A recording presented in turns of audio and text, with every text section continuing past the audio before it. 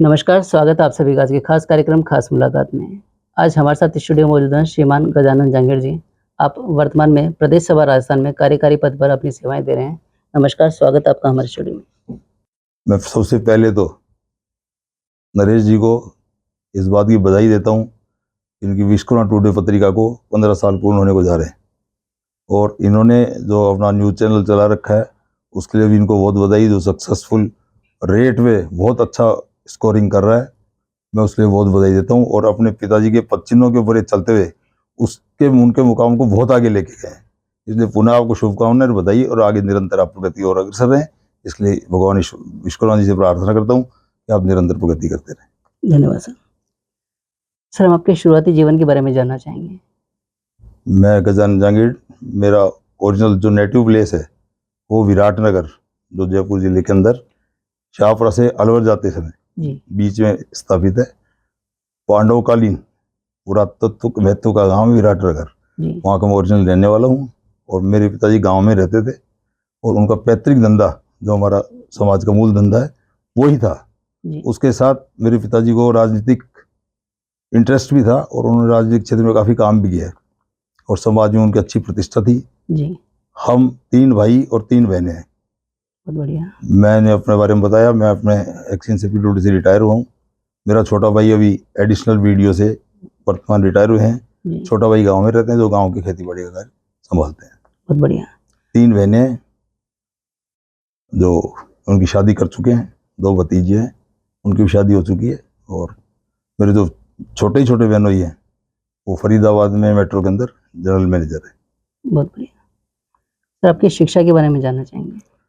मैंने विराटनगर में रहते हुए हमारे वहाँ प्राथमिक से लेकर के माध्यमिक तक 10वीं क्लास तक स्कूल थी, उसमें पढ़ाई बेसिकली मैंने विराटनगर में ही करी है। जी, उसके पश्चात हायर सेकेंडरी, उस टाइम हायर सेकेंडरी हुआ करती थी, जी, तो मैंने थानागढ़ जी जो अलवर रोड पे है, वो हमारे गांव से करीब 15 किलोमीटर, जी, वहाँ हम साइकिल से जाया करते थे। उस समय साधन नहीं थे, बिल्कुल। उससे जाकर के मैंने हायर सेकेंडरी की। उसके बाद मैंने अपनी इंजीनियरिंग की। उसके पश्चात मैं तुरंत कॉलेज से निकलते ही मेरा 8 दिन बाद ही डिपार्टमेंट पेट्रोल में मेरा सिलेक्शन हो गया था, जी, इसमें मैंने नौकरी चालू की। जी, ये मेरा रहा। फिर कंटिन्यू कनिष्ठ अभियंता के पद में मैं नियुक्त हुआ था। बिल्कुल। सर, सरकारी सेवा में आपका रुझान कैसे रहा, उसके बारे में थोड़ा-सा जानना चाहेंगे? मैं जब 6ठी क्लास में पढ़ता था तो हमारा प्राइमरी स्कूल तो मेरे घर के बिल्कुल 100 मीटर के ऊपर ही था। जी, सेकेंडरी स्कूल हमारा वहाँ से करीब 1 किलोमीटर दूर था, जो हम पैदल जाया करते थे। रास्ते में जो बस स्टैंड हमारा पड़ता है, वहाँ पर एक जेईएन हमारी विराटनगर में केदारनाथ शर्मा हुआ करते थे, अच्छा, वो बैठा करते थे। तो उनसे मेरे को मोटिवेशन मिला कि वो जब उनका रुतबा देखा, उस जमाने में बहुत बड़ा रुतबा हुआ करता था सरकारी जी, अधिकारी का, तो उनसे मेरे को मोटिवेशन मिला कि मुझे भी एक इंजीनियर बनना है। और वो मैं सपना, उसमें मेरे पेरेंट्स का जी, बहुत बड़ा सहयोग रहा। मेरे पिताजी एजुकेशन के मामले में बहुत ही एडवांस थे उस जमाने से ही। बिल्कुल। वो चाहते थे कि बच्चे पढ़ें लिखें आगे बढ़ें। जी, उसी की देन है कि आज हमारा पूरा परिवार, उसके पश्चात सबको मोटिवेशन मिला। फिर हमारे परिवार में ताऊ चाचाओं लड़के इंजीनियर्स बने, कोई एक्सीडेंट पद पे किसी। और आज ईश्वर की कृपा यह है कि हमारी हर विभाग के अंदर करीब करीब इंजीनियर हैं। बहुत बढ़िया। सर, सरकारी सेवा में आपने जब जॉइनिंग की, उसके बाद से अभी तक का जो आपके कार्यकाल रहा, उसके बारे में थोड़ा-सा आपका कार्यक्षेत्र के बारे में जानना चाहेंगे? शुरू में मैं पिडोल में अपॉइंट हुआ और मैंने विकास के काफ़ी कार्य किए हैं, जी, सड़क संबंधी, बिल्डिंग संबंधी। उसमें बिल्डिंगों में मेरा सीटीआई सेंटर बेगस बहुत बड़ा प्रोजेक्ट है अच्छा, होम गार्ड का, वो मैंने मेरे उसमें हुआ। चौमू के अंदर महिला कॉलेज बनाया है। आईटीआई सेंटर जैतपुरा, वो भी मेरा निर्माण करके करवाया हुआ है। अच्छा, जामडोली के अंदर अग्रवाल कॉलेज है आरएसएस का, उसमें भी मेरे द्वारा निर्माण कार्य काफ़ी स्टेडियम बनाए गए हैं। जी, उसके पश्चात मेरा प्रमोशन हुआ, फिर मैंने जयपुर में कार्य किया, जिसमें मेरे काफ़ी बड़ा एरिया था मेरे पास, काफ़ी मैंने काम की। लेकिन मेरा एक उद्देश्य रहा, जब मैं रोड निर्माण करते समय उस कॉलोनी में जहाँ भी काम होता था या उस गांव में काम होता था, सबसे पहले ये देखता अगर कोई जांगीड़ समाज का मकान है जी, तो वो सड़क मैंने सबसे पहले बनाई है। और इस अच्छा, लोगों को समाज के लोग जानते भी हैं जी, जी, इस बात को बिल्कुल, कि मेरी प्रायोरिटी समाज रही है जी, शुरू से। और बचपन से मुझे मोटिवेशन भी मिला है इसी जी। चीज़ का। समाज की बात अभी करेंगे। अभी थोड़ा-सा मैं चाह रहा था कि जो अपने कार्यकाल में उपलब्धियाँ रही हैं, उसके बारे में थोड़ा-सा चर्चा। ये बड़ी उपलब्धियां मेरी बिल्डिंग्स के बारे में रही हैं। जी, सड़कें, मैंने बड़ी बड़ी सड़कें बनाई, अच्छे काम। पीएमजीएसवाई के अंदर मैंने बहुत बड़ा प्रोजेक्ट तैयार किया था। जी, उसके पश्चात मैं जेडीए में डेपुटेशन पर रहा, प्रतिनियुक्ति में गया। वहाँ मैंने जेडीए में इंटरनेशनल स्टैंडर्ड के 7 टेनिस कोर्ट बनाए, लॉन्ग टेनिस कोर्ट, अच्छा, तो आज भी एक सम्मानजनक स्थिति से देखे जाते हैं। 2014-15 में निर्माण कार्य उनका पूर्ण हुआ था और आज भी वो इंटैक्ट है। अच्छा, ऐसे ही गोपालपुरा जो बाईपास है, जी, इसका चौड़ाईकरण का कार्य जी, तो करीब 100 करोड़ का प्रोजेक्ट था, वो मेरे द्वारा हाईटेक तरीके से करवाएगा। 12 लेन में है और उसमें ड्रेनेज सिस्टम वगैरह डेवलप किया गया, जबकि आपने कभी देखा होगा उसमें काफी पानी भरा करता था, जी, लेकिन आज स्थिति है कि उसमें एक बूंद पानी नहीं रुकता और कहीं कोई एक खड्डा नहीं आज 10 साल के अंदर। बिल्कुल, ये मेरी बहुत बड़ी उपलब्धि रही है अपने समाज। बहुत बढ़िया। सर, सरकारी सेवा में रहने के बाद समाज सेवा में आपका रुझान कैसे हुआ? जैसा कि आपने अभी बताया कि शुरू से ही आपका लगन तो थी, बट समाज कहीं न कहीं सेवा ये में जुनून होता है कि हाँ, उसके बाद समाज सेवा मेरा क्या है, मेरे पेरेंट्स के टाइम से मेरे को मोटिवेशन था थोड़ा। जी, मेरे फादर उस टाइम सामाजिक उसमें भी काफी अच्छे एक्टिव थे, उनसे भी मिला। उसके पश्चात में जब जयपुर आया तो यहाँ पर एक वसंत कुमार जहांगीर हुआ करते थे, अभी भी हैं वो, अच्छा, पीडब्ल्यूडी ड्राफ्ट्समैन थे, वो मेरे को ले जाते थे साथ। अच्छा, उनसे मेरे को काफी मोटिवेशन है, यहाँ समाज के जयपुर में काफी लोगों से मेरे को मिलवाया। फिर मेरे बाबूलाल जी जब यहाँ पर प्रदेश अध्यक्ष थे, बाबूलाल जी पंवार, पंवार जी, चौमुन, उनके पीरियड में उनसे मेरा जब संपर्क हुआ तो उन्होंने मेरे को मोटिवेट किया, तब से मैं मेन स्ट्रीम में आया समाज की में। अच्छा, उसके पश्चात मेरा इंटरेस्ट हुआ कि समाज के लिए अपने को कुछ और करना चाहिए। करना चाहिए। जैसे रविशंकर जी प्रदेश अध्यक्ष बने, जी, उनके पश्चात तो मैं पीछे मुड़ के मैंने इस समाज सेवा में नहीं देखा। मैं नौकरी में रहते हुए भी काफी काम किए बिल्कुल, समाज में और राष्ट्रीय कार्यकारिणी में पदों में कई पदों में रह चुका हूँ जी, और वर्तमान में कार्यकारी प्रदेश के बिल्कुल। कार्य। तो सर थोड़ा-सा डिटेल में हम जानना चाहेंगे कि किन-किन पदों पे रहते हुए आपके कार्यकाल की क्या उपलब्धि है उसके बारे में? कनिष्ठ अभियंता जब रहा मैं, तो उस टाइम मेरे को राज्य स्टेट अवार्ड भी मिला हुआ है परिवार कल्याण के क्षेत्र में। बहुत बढ़िया बात। मैं 450 केस करवाए थे मेडिकल में, मोटिवेट करके लोगों को। उस जमाने में ये आता है 85 अच्छा, 85 के अंदर, तो उसमें मेरे को स्टेट अवार्ड भी मिला था और कई क्षेत्रों में मेरे को अवार्ड मिल चुके हैं नौकरी के अंदर। जी, सहायक अभियंता रहा तो अभी मेरे को स्टेट में वो मिला हुआ है एक बार, और जेडीए में जब रहा जी, तो मेरे को आज भी सम्मान की दृष्टि से देखा जाता है कि मैंने मेरे जो कार्य करवाए जेडीए के अंदर जी, बहुत अच्छे गुणवत्तापूर्ण कार्य करवाए। बिल्कुल सर।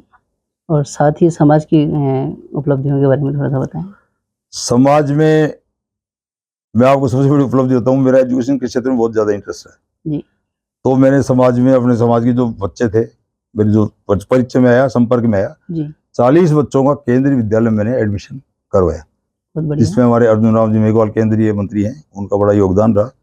उनके जो दामाद हैं वो अभी एमडी है उसमें एनएचआई में, उनका बड़ा सहयोग रहा। और जितने नाम मैंने दिए आप आश्चर्य करोगे, लोग ये कहते थे 20 में से 18 नाम जहांगीरों के होते थे मतलब वहाँ चर्चा में रहे होंगे। चर्चा में। हाँ, बिल्कुल, जो व्यक्ति मेरे संपर्क में आ गया मैं उसके बच्चे का एडमिशन करा दिया, जो और गरीब रहा उसका तो सबसे पहले कराया। बिल्कुल, बिल्कुल।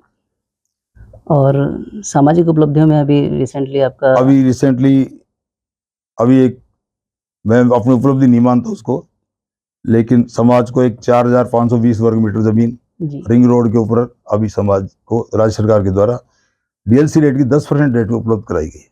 जी, उसमें मैं सबसे बड़ा भागीदार बाबूलाल जी जो पूर्व जिलाध्यक्ष हैं उनको मानता हूँ। जी, धन्ना लाल जी जो जहांगीर समाज कला सेवा समिति के अध्यक्ष रहे हैं पूर्व, उनको मानता हूँ। जी, उसमें प्रसाद गणेश जी आए, उनको मानता हूँ। इनके द्वारा जमीन अलॉट करना कोई बड़ी बारी बात नहीं थी। जी, उसके बाद उसका पैसा जमा कराना, क्योंकि आचार संहिता लगने वाली थी चुनाव की, उससे पहले इन्होंने करीब 70-80 लाख रुपए इकट्ठा करके और तुरंत जमा कराया और हमें अलॉटमेंट लेटर प्राप्त हुआ। जी, उसकी उपलब्धि में इनको बहुत बहुत आभार और वो देना चाहता हूँ, बधाई बिल्कुल, इनके। फिर उसके पश्चात इनके द्वारा उसके ऊपर 4 दीवारी का निर्माण कार्य करके आज कंप्लीट किया जा चुका है जी, और उसमें हमारे एक अधिकारी हैं, आईएएस अधिकारी, उनका बहुत बड़ा योगदान रहा है, जी, उनका वर्चस्व रहा है। उन्होंने ऐसी जगह, क्योंकि समाज को मिलना नामुमकिन असंभव था, बिल्कुल, वो जमीन मिलना एक बहुत बड़ी बात थी। बिल्कुल सर, बहुत बड़ी बात है। अब मेरा विजन है उसमें बहुत बड़ा हाईटेक बिल्डिंग उसमें बने, समाज के बच्चों को उसका फायदा मिले, जी, आने वाले समय में लोग उसको याद करें। तो मेरा समाज से ये भी अपील है कि आप जितना भी तन मन धन से सहयोग कर सकते हैं जी, उसके साथ हम उसको सहयोग करें।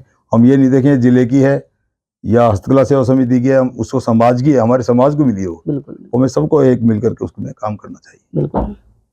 थोड़ा-सा दर्शकों को बता दें कि लोकेशन क्या रहेगी, क्योंकि हम अपने को लोकल को तो पता रहता है, लेकिन बाहर वाले लोगों को भी पता रहे। हम अजमेर रोड में जब रिंग रोड के ऊपर चढ़ते हैं तो हार्डली 8 मिनट का रास्ता है रिंग रोड से।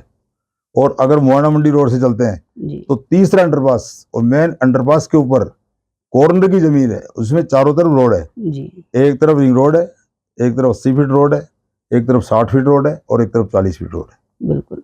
और शायद उसका अंडरपास का नाम भी अपन उसका अंडरपास का नाम भी हमने विश्वकर्मा अंडरपास रख दिया, और जो मार्ग है जी उसका भी हमने मार्ग का नामकरण कर दिया विश्वकर्मा मार्ग। बहुत बढ़िया। उससे एक लोकेशन की आइडेंटिटी हो गई है, जी समाज के लोग जानने लगे। समाज में किन किन पदों पर रहे हैं उसके बारे में थोड़ा सा और दर्शकों को बताएं। मैं प्रदेश में मुख्य सलाहकार भी रहा हूँ, जिले में भी रहा हूँ, राष्ट्रीय कार्यकारिणी में हाई पावर कमेटी में भी रहा हूँ, राष्ट्रीय कार्यकारिणी में सलाहकार पद पे भी रहा हूँ, और वर्तमान में मैं जिले में प्रदेश में अभी प्रदेश में कार्यकारी प्रदेश अध्यक्ष पद पर कार्यरत हूँ। बहुत बढ़िया। सर समाज बंधुओं के नाम क्या संदेश देना चाहेंगे? सबसे बड़ा मैं एक ही सबसे आग्रह करता हूँ कि हमारे समाज में जब तक हम समरसता नहीं लाएंगे तब तक हमारा समाज आगे विकास नहीं कर सकता। दूसरा मैं ये कहना चाहूँगा कि शिक्षा के क्षेत्र में अभी भी हम बहुत और समाजों से बहुत पीछे हैं, तो उसमें हमें सबसे बड़ा सोचना पड़ेगा। दूसरा बच्चों को, तीसरी बात यह है कि बच्चों को हम जब तक संस्कार नहीं देंगे तो हमारा इस विकास का कोई महत्व नहीं है। तो आज बच्चे किस तरफ जा रहे हैं वो बड़ा एक गंभीर और सोचनीय मुद्दा है। हमारी बेटियों के साथ क्या हो रहा है, हमारी बेटियां किधर जा रही हैं, इसमें हमारे परिवार की भी जिम्मेदारी है, हमारी महिलाओं की भी जिम्मेदारी है। हम ये देखें कि हमारा परिवार, हमारे बच्चे क्या कर रहे हैं, कहाँ जा रहे हैं, कब आ रहे हैं, तो हमें उस बारे में पूरा ध्यान देना आवश्यकता है। धंधा भी करें उसके साथ, लेकिन हमारे परिवार का ख्याल रखना बहुत जरूरी है। बिल्कुल। जब तक हम बच्चों को संस्कार नहीं देंगे तो हमारा समाज कभी विकास नहीं कर सकता। बिल्कुल सर। बात आती है आज के युवाओं की, युवाओं के नाम आप एक संदेश। मैं सबसे पहले समाज बंधुओं को ये कहना चाहता हूँ, जब तक हम नई पीढ़ी तैयार नहीं करेंगे तो हमारा समाज विकास की ओर अग्रसर नहीं हो सकता। जी हम जब तक युवाओं को आगे लाना सबसे इम्पोर्टेंट है, क्योंकि उनमें ऊर्जा है, उनका एक विजन होता है और कार्य करने की उनमें क्षमता भी होती है। तो उनको हमें सबसे पहले उनको आगे लाना। और जब तक हम नई पीढ़ी, जैसे किसी पार्टी पॉलिटिक्स में हम देख रहे हैं, कुछ पार्टियां अपनी नई पीढ़ी नई जनरेशन तैयार कर रही हैं, उससे वो पार्टियां बहुत आगे चली गई। लेकिन हमारे समाज में अभी थोड़ी सी कमी है, एक महिला को हम बहुत आगे नहीं ला पा रहे, अभी महिलाएं उससे जुड़ नहीं पा रही। तो हमें यूथ को और महिलाओं को इसमें आगे बहुत आने की आवश्यकता है। हमारे पदाधिकारियों को सोचना चाहिए, हमारी महिलाओं को खुद हम लेके आए आगे, उससे हमारे समाज के दूसरे लोगों को मोटिवेशन मिलता है। बिल्कुल। तो मैं युवाओं को ये कहता हूँ कि आप कंधे से कंधा मिला करके, ये नहीं सोचें कि ये बुजुर्ग हैं, बड़े हैं, हम उनसे दूरी नहीं बनाएं, हम उनके संरक्षण में कार्य करें, उनके साथ काम करें, उनके ज्ञान का, अनुभव का हम फायदा उठाएं और अपनी योजनाएं बताएं। तो आपसे कोई बुजुर्ग आपसे दूर नहीं है, वो आपका योगदान करेंगे, सहयोग करेंगे और आपको बढ़ाने में पूरी मदद करेंगे। बहुत बढ़िया सर। जैसा कि अभी आपने बताया पूर्व में कि बच्चियों को पर थोड़ा सा ध्यान देना चाहिए, तो आजकल मोबाइल का जो चलन चल रहा है उसके बाद में अंतर्जातीय विवाह थोड़े से ज़्यादा बढ़ रहे हैं, ऐसा मुझे लगा। तो इसके बारे में आप क्या कहना चाहेंगे? मैं कहना चाह रहा हूँ इस बारे में, हम छोटे छोटे बच्चों को मोबाइल को एक खिलौना समझ के उनको लाके उपलब्ध करा देते हैं। आज हमें इस बात को देखना पड़ेगा कि उसमें इतने कंटेंट्स आते हैं जिससे बच्चे दिग्भ्रमित हो रहे हैं, दिशाहीन हो रहे हैं और उल्टी तरफ जा रहे हैं, जो उसका उपयोग होना चाहिए वो नहीं हो पा रहा। इसलिए हम उसे चेक करें, हमारे बच्चों में ध्यान रखें कि बच्चे क्या देख रहे हैं, क्या कर रहे हैं, उनका एक स्क्रीन टाइम फिक्स कर दें और ये नोटिस में रखें कि वो बच्चा क्या देख रहा है। उससे हमारे बच्चों पे गलत प्रभाव पड़ रहा है, बच्चे अंतर्जातीय विवाह की ओर अग्रसर हो रहे हैं, लड़के और लड़कियां दोनों। इस बारे में बहुत गंभीरता से चिंतन करना पड़ेगा, क्योंकि समाज में ये बहुत बड़ा ही कुरीति फैलती जाए, मैं इसको कुरीति ही कहूँगा, ये बहुत बड़ी कुरीति है। इससे बच्चे संस्कार विहीन हो रहे हैं और जो आने वाली पीढ़ी है उसको हम क्या क्या मैसेज देंगे। तो हमारे सामने ये हो रहा है तो आगे भी इससे स्थितियाँ बिगड़ सकती हैं। तो हमें परिवार वालों को इस बारे में सोचना पड़ेगा, समाज को भी, हमारे पदाधिकारियों को इस बारे में सोचना चाहिए। जब हम मीटिंग करते हैं तो इस बारे में क्लियर संदेश दें कि हमारे बच्चों को हम संस्कारित करें, इस बारे में बतावें, इसके गुण अवगुण बतावें, इस चीज़ से क्या नुकसान है। और आज हम देख रहे हैं क्राइम के क्षेत्र में कितने क्राइम हो रहे हैं, ये जो अंतर्जातीय विवाहों में बच्चों का मर्डर हो रहा है और उनकी क्या स्थिति हो रही है। तो हमारी बच्चों को भी समझना पड़ेगा इस बारे में। हम ये उन पर दबाव नहीं डाल रहे, लेकिन उनको खुद को मोटिवेशन होना चाहिए कि मुझे क्या करना है, इसका मेरा भला है बुरा है, ये खुद को सोचना पड़ेगा। क्योंकि मैच्योर 18 साल के बाद बड़ी हो जाती हैं, बच्चे भी 21 साल के बाद मैच्योर हो जाते हैं, तो उनको दोनों को सोचना पड़ेगा कि हम ऐसे कार्य करें, इस तरह से रहें कि हमारा आगे विकास हो और हमारा जीवन अच्छा चले। समाज बंधुओं के नाम आप क्या संदेश देना चाहेंगे अंतर्जातीय विवाह के ऊपर? मैं समाज बंधुओं से यही कहना चाहता हूँ, जहाँ तक अपने बच्चों को संभाल के रखें, समझा के रखें, और ऐसी परिस्थिति अगर कोई पैदा होती है तो उनको समझाएं, तरीके से समझाएं, दबाव नहीं डालें। आज बच्चे दबाव में नहीं काम करते, दबाव में आपका कहना नहीं मानेंगे। आप उनको अपने तरीके से, साइकोलॉजिकल तरीके से, वैज्ञानिक तरीके से काउंसलिंग करा के उनको पहले ही समझाएं, क्योंकि परिवार में ऐसा नहीं हो सकता कि आपका बच्चा किस ओर जा रहा है, हमें आभास होने लग जाता है, हम लेकिन उस ओर ध्यान नहीं दे पाते। वो हमें ध्यान देने की आवश्यकता है सबसे पहले। कि बच्चा लेट आ रहा है, बेटी लेट आ रही है, एजुकेशन उसका टाइम खत्म हो गया, फिर लेट क्यों आ रही है, हम उसे पूछते नहीं है। अगर वो झूठ बोल रही है, सत्य बोल रही है, उस बारे में थोड़ा सा जानकारी कर लें, उसे प्यार से पूछें, तो उसे सुधार भी आएगा और वो गलत दिशा में नहीं जाएंगे बच्चे। जी। और सोशल एक्टिविटीज़ वगैरह भी इस तरह की होती रहनी चाहिए। और सामाजिक दृष्टि से भी इस तरह की कोई गोष्ठियाँ होनी चाहिए, मीटिंग्स होनी चाहिए, गेट टुगेदर भी करना चाहिए। उससे हम समाज के लोग इकट्ठे हों। पहले जैसे मेले वगैरह हुआ करते थे, उनमें इकट्ठे हुआ करते थे, तो रिश्ते वहीं बैठ कर तय हुआ करते थे, लोग एक दूसरे को जानते थे। आज हमारी स्थिति हो गई, हमारा एकाकीपन जीवन हो गया। हम एक दूसरे समाज बंधुओं से मिलते नहीं, हमें पता नहीं पड़ता कहाँ लड़का है, कहाँ लड़की है, और वो घूमते रहते हैं लोग इसी में। और लास्ट में बच्चे जब एज उनकी बहुत ज्यादा हो जाती है, तो वो अपने हिसाब से फिर अपने फैसले करने लग जाते हैं, और पता माता पिता को पता भी नहीं चलता कि ये क्या हो गया। अचानक जब वो एपिसोड होता है तब पता लगता है कि जी, बच्ची ने ये क्या कर लिया। तो हमें इस बारे में थोड़ा सा, इस बारे में हमें विचार करना चाहिए। बिल्कुल। सर आपके परिवार के बारे में भी जानना चाहेंगे? मेरे पत्नी मधु जांगीड़ हैं, जो पढ़ी लिखी गृहिणी महिला है, जी, और मेरे को उनका बहुत ही सहयोग रहा है। मेरे एक बेटा और बेटी है, दो बेटा जेडी के अंदर इंजीनियर है, और बेटी घर पे रहती है, अभी छोटी है। जी, और ब्रदर मेरा जयपुर में रहता है, यहीं। एक भाई आपको पूर्व में मैंने बताया, वो विराटनगर में ही रहता है, जो हमारे घर के कार्यभार देखता है। बिल्कुल। और बाकी चाचा ताऊ के लड़के सारे हमारे परिवार के सब जयपुर ही आ गए, अब तो करीब करीब गाँव में।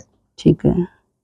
सर समाज बंधुओं के नाम आप क्या संदेश देना चाहेंगे अपने बारे में? मैं व्यक्तिगत रूप से ये कह सकता हूँ कि आपको कभी भी कोई मेरे लायक जो भी आवश्यकता हो, आप कभी मेरे पास आप पधारिए, आपका स्वागत है। और जितनी मेरी तन मन धन से मैं मदद कर सकता हूँ, वो करने के लिए हमेशा मैं तत्पर रहा हूँ और तत्पर रहूंगा। और मैं आपको मेरे अभी के कुछ अचीवमेंट्स बता रहा हूँ कि कोविड में जब मेरे खुद के कोविड से मैं सर्वाइव हुआ, तो मैंने खुद ने 10,000 समाज बंधुओं के वैक्सीनेशन करवाया, कैंप लगा के, लोगों के घरों में टीमें भेज के वैक्सीन की जांचें करवाई फ्री। और जो भी मेरे पास कोई ट्रांसफर संबंधित, अन्य कोई संबंधित कार्य के लिए आता है, जेडीए संबंधित आता है, और किसी पुलिस के संबंधित आता है, तो मैंने उसकी आउटराइट मदद की। और समाज के बंधु इस बात को जानते भी है। जी, तो सैकड़ों लोगों को मैंने ट्रांसफर कराए। जो लोग कोई बाढ़ में जैसलमेर बैठे थे, उनको वापस अपने परिवार से मिलाया, तो मेरे को उससे सुकून मिलता है, और मेरे को दुआएं मिली हैं। और मेरा जीवन जो आज है, मैं तो ये मानता हूँ कि मुझे दुआओं का असर है कि मेरा जिंदगी अब मेरी चल रही है। कोविड में मैं बच के आ गया, ये मेरी बहुत बड़ी समाज बंधुओं की आशीर्वाद और कृपा है, मानता हूँ इसको। जी, और मैंने केंद्र लेवल के स्थानांतरण मैंने समाज बंधुओं के करवाए हैं। केंद्रीय विद्यालय में कई लड़कियां थी जो बेचारी बाहर पोस्टिंग थी, कोई कोच्चि में थी, कोई छत्तीसगढ़ में थी, जी, उनको मैंने जयपुर पोस्टिंग करवाए। जी, और लेकिन मैं इसको कोई एहसान नहीं मानता, ये मेरा कर्तव्य है और मुझे खुशी मिलती है। मैं किसी के लिए नहीं करता काम। और कई समाज बंधुओं के तो मैंने अंग्रेजी ऐसे काम करवाए हैं जिनको मैं व्यक्तिगत जानता तक नहीं आज भी। बिल्कुल, वो जब मेरे को बाद में मिलते हैं रास्ते में, तो वो कहते साहब आपने मेरा काम कराया था। तब मुझे पता लगता है कि अरे यार, मैंने क्या करा था, ठीक है, आपका योग था, चांस की बात थी, बिल्कुल, बिल्कुल, हो गया। तो मैंने कभी इस चीज का प्राउड भी नहीं करता, और मैं कभी मेरे मुंह से कहता भी नहीं हूँ। ये आपके चैनल के माध्यम से थोड़ा कहना चाहता हूँ, समाज बंधुओं के लगे कि कभी कोई मेरे पास आए, बिल्कुल। मैं आपके लिए आधी रात को भी तन मन धन से तैयार हूँ। यहाँ हमारा बोलने का औचित्य भी यही है कि लोगों को पता लगे कि आप तन मन धन से सेवाएँ देते हैं, किसी भी तरह की हो। बहुत बढ़िया। कई बार ब्लड की जरूरत पड़ती है, आधी रात को मेरे को फोन करते हैं, ब्लड भी दिलवाता हूँ। कई जी, उस टाइम कोविड में आप वंडर करेंगे, जब बेड नहीं मिल रहे थे, ऑक्सीजन सिलेंडर नहीं मिल रहे थे, ऑक्सीजनरेटर नहीं मिल रहे थे, मैंने लोगों को कंसंट्रेटर दिलवाए, जी, सिलेंडर दिलवाए, बेड दिलवाए, और जितनी मेरे से हेल्प होती है आउटराइट सपोर्ट किया है। बिल्कुल, बिल्कुल। बाकी तो ईश्वर की कृपा है, और अभी भी जारी है। आगे भी जारी रहेगी। और यही जब तक मैं जीवन, मेरा जीवन है, तब तक जीवन पर्यंत मैं इसको बिना किसी और बिना किसी स्वार्थ के करता हूँ। बिल्कुल, मेरे को नाम की भी आवश्यकता नहीं है। बिल्कुल सर। सर अंत में एक सवाल होगा कि आपके जीवन का यादगार पल जो आप दर्शकों के साथ में शेयर करना चाहें? मेरे एक विशनलाल जी जांगीड़ हैं, प्रिंसिपल से रिटायर हुए, अभी मेरे पड़ोस में ही रहते हैं। अच्छा, उनके बेटे की बहू कोच्चि, उनकी पोस्टिंग थी यहाँ से 2600 किलोमीटर दूर। जी, और उनका लड़का बिरला खेतड़ी पिलानी में जॉब करता था। वो बड़े परेशान थे, तो बेटे और बहू दोनों अलग अलग वर्षों से अलग थे। तो वो मेरे पास आए, तो उन्होंने कहा कि ये मेरी प्रॉब्लम है, जबकि मेरा कोई ज़्यादा उनसे इंटरेक्शन नहीं था जी। लेकिन मैंने ये समझ के कि समाज बंधु हैं, तो मैं उनके साथ गया। और कर्नल राजवर्धन सिंह राठौड़ साहब अच्छा। उस टाइम केंद्रीय मंत्री थे, मैं उनके पास गया और उनको रिक्वेस्ट की, साहब ये मेरे रिलेटिव हैं। मैं जागीर समाज का कोई व्यक्ति आता है, मैं उसको अपना आप को ये मानता हूँ कि मेरा रिश्तेदार है, मेरा आदमी है। तो मैंने जाके पर्सनली कहा, उन्होंने आप वंडर करेंगे विद इन 7 days उनको जयपुर ट्रांसफर हो गए। बहुत बढ़िया। इसी प्रकार हमारे धर्मवीर जी जो वर्तमान में कार्यकारी प्रदेश वो युवा प्रदेश अध्यक्ष हैं, उनके कोई रिलेटिव की लड़की छत्तीसगढ़ के अंदर केंद्रीय विद्यालय में पोस्टिंग थी उसकी, वो मेरे पास आए। वो भी परेशान थे बहुत कि साहब ये इस तरह दिक्कत है, तो आप इसका ट्रांसफर कैसे कर दी। उनको मालूम धर्मवीर जी को विद इन 7 days 12 अक्टूबर को डिजायर हुई, 19 अक्टूबर को उनका ट्रांसफर घर बैठे हो गया। उस लड़की को मैं जानता तक नहीं था जी। उसके बाद न मैंने कभी ये इंटरेस्ट लिया भाई वो व्यक्ति मेरे से मिले, कभी मैं ये इंटरेस्ट नहीं रखता। मैं काम कर दिया। और कई बार कई लोग बिल्डिंग के सीज होगी कि लोगों के मकान जेडीएन सीज कर दिए, निगम ने सीज कर दिए। अच्छा। आप एक मैं आपको बहुत बड़ी घटना बताता हूँ। प्रधानमंत्री नरेंद्र मोदी जी के पीएसओ अनिरुद्ध जांगेड़, अच्छा। तो उनके मामा यहाँ रोहितास जी अपने मुरलीपुरा में रहते हैं। उनका 4 मंजिल का मकान नगर निगम ने सीज कर दिया। अच्छा। तो पता नहीं समाज में क्या मेरे बारे में चर्चा थोड़ी लोग ये करते हैं, भाई जाते हो तो वो मना नहीं करते। बिल्कुल। तो अनिरुद्ध जी मेरे को जानते नहीं थे। उनका मेरे पास फोन आया एक दिन कि गजानन जी मैं ये अनिरुद्ध बोल रहा हूँ, अभी सिक्योरिटी में लगा हुआ हूँ मोदी जी के, तो आप मेरे मामा जी का मकान सीज हो गया। तो मैंने कहा जी मैं क्या कर सकता हूँ इसमें, आप तो खुद इतने पावरफुल आदमी हो कि नहीं, सरकार कांग्रेस की है वहाँ, मेरी नहीं चलती वहाँ। तो ये मजाक की बात है। तो मैंने तुरंत मेरे जो एफर्ट जो थे, मेरे अधिकारी जो इतने रिलेशन में, मैंने उनको खूब मोबिलाइज किया हुआ है। तो मैंने किसी अधिकारी को फोन किया, मैं सर ये व्यक्तिगत मेरा मामला है। आप आश्चर्य करेंगे, आधे घंटे में उस व्यक्ति की सील खुली। तो मुझे बड़ी खुशी मिलती है कई बार ऐसी, समाज बंधु को कोई ऐसा काम होता है, उसको नुकसान हो सकता है जी। ऐसे ही हमारे पीएन शर्मा जी जो आपके पड़ोस में ही रहते हैं, हाँ बिल्कुल, इनका मकान सीज हो गया था। टेलीफोन डिपार्टमेंट, बीएसएनएल से रिटायर्ड है, उनके गार्ड बिठा दिए गए थे। अच्छा। मैं माननीय केंद्रीय मंत्री लालचंद जी कटारिया, उनका बहुत ही आभारी हूँ। उस व्यक्ति ने मेरी इतनी आउटराइट सपोर्ट की है कि आप पूछिए। मतलब मैं उनके पास गया, मैंने साहब हमारे ये बंधु हैं, इनका मकान सीज हो गया। उन्होंने फ़ोन किया कमिश्नर को कि ये मेरा मकान बन रहा है और आधे घंटे में गार्ड हट जानी चाहिए। आप आश्चर्य करेंगे, वो घर पहुंचे उससे पहले वहाँ गार्ड हट गए थे। बहुत बड़ी बात है। इसी प्रकार हरिराम जी, इनकी स्थिति गंभीर होगी कोविड के अंदर, तो पत्रकार हैं और संपादक हमारे दीप विश्वकर्मा के। इनका मेरे पास फ़ोन आया कि सर मेरी हालत ख़राब हो रही है। तो मैंने सीएमएचओ सर को फ़ोन किया कि मैं सर टेस्ट कराना, तो उनको ऑफिस में बुला के इनका टेस्ट करवाया, तो कोविड पॉजिटिव आ गए। इनको जयपुरिया में उस टाइम बेड नहीं मिल रहे थे, इनको बेड दिला करके इनकी जब तक वो रहे मॉनिटरिंग की। मंत्री जी ने पर्सनली, लालचंद जी ने मॉनिटरिंग की। आज वो आदमी जिंदा है। जिंदगी देना ईश्वर के हाथ में होती है, लेकिन एक माध्यम बनता है आदमी, वो आदमी को करना चाहिए। तो उससे ऐसे फलों से मेरे को बहुत खुशी मिलती है जी। बहुत बढ़िया, बहुत अच्छा लगा सर आपसे जान के, क्योंकि आपके पास में बहुत कुछ है बताने के लिए, बट हमारे समय सीमा थोड़ी सी। हाँ, मैं तो फिलहाल अभी इजाज़त यहीं के लिए लेंगे अपन। बंधुओं, आज हमने समाज हित में काफ़ी अहम बातें जानी, जिनके लिए आपका बहुत बहुत धन्यवाद। थैंक यू नरेश जी, बहुत बहुत बधाई पुनः आपको, हार्दिक शुभकामनाएं। आप लगातार अभी चैनल और पत्रिका को आगे बढ़ाएं, यही मेरी हार्दिक शुभकामनाएं। थैंक यू, धन्यवाद। मिलते हैं अगले सप्ताह किसी नई हस्ती के साथ। तब तक आप देखते रहें विश्वकर्मा टुडे न्यूज़।